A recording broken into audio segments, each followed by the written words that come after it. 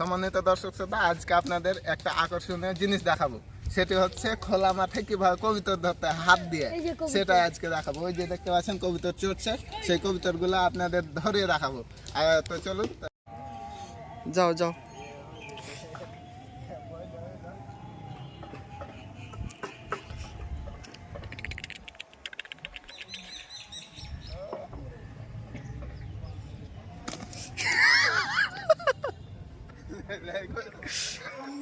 হ্যাঁ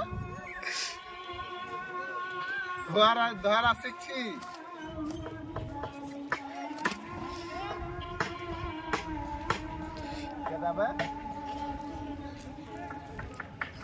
দেখছো আপা